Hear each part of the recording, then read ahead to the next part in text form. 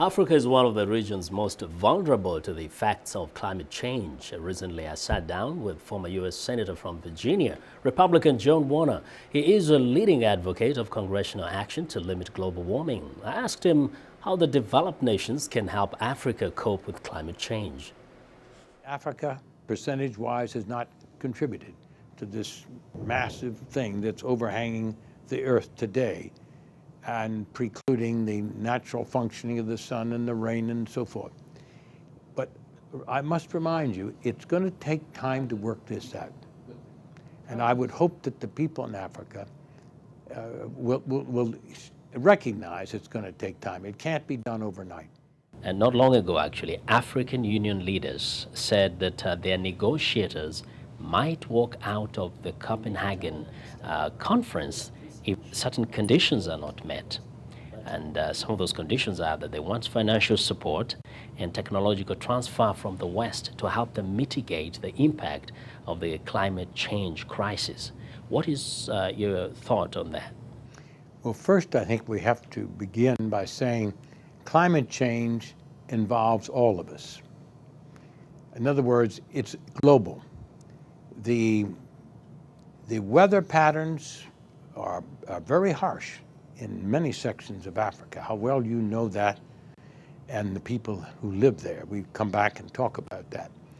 But it's just important to help the people living in Africa survive the harsh types of climate that's affecting the overall system, as it is right here in the nation's capital of Washington. So I look at, we all have an equal interest. And Copenhagen hopefully should start with the presence of mind that everybody is in this question of trying to improve the climate.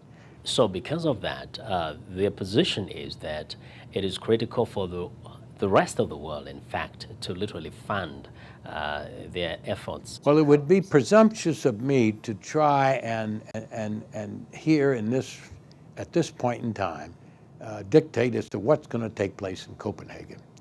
I really believe it's going to take another meeting and another meeting to finalize a treaty, because it requires a 2/3 vote of the Congress of the United States. We're a system of co-equal branches, a legislative branch and the president and executive branch. Most of the governments coming to Copenhagen are parliamentary systems where there's a greater control over the flow of legislation. Since the Kyoto Treaty that hasn't seemed to have really helped so much, many have seen the United States as an obstacle, in fact, to arriving at an agreement that will be beneficial to the whole world. And perhaps they may not have an understanding or a full appreciation of the workings of the U.S. But do you think this time around something is going to change in the position of the U.S. at the Copenhagen conference? Well, I just hope that we play a more constructive role. But be mindful of the fact that our president, whether it's President Obama, who incidentally has been a great supporter of climate change issues, our form of government is such that the president cannot go out and make agreements in the international world which require the approval of Congress when it's a treaty. He can't reach out any further than he thinks the Congress will agree, because that would mislead people. So I think President Obama is very conscious of that fact.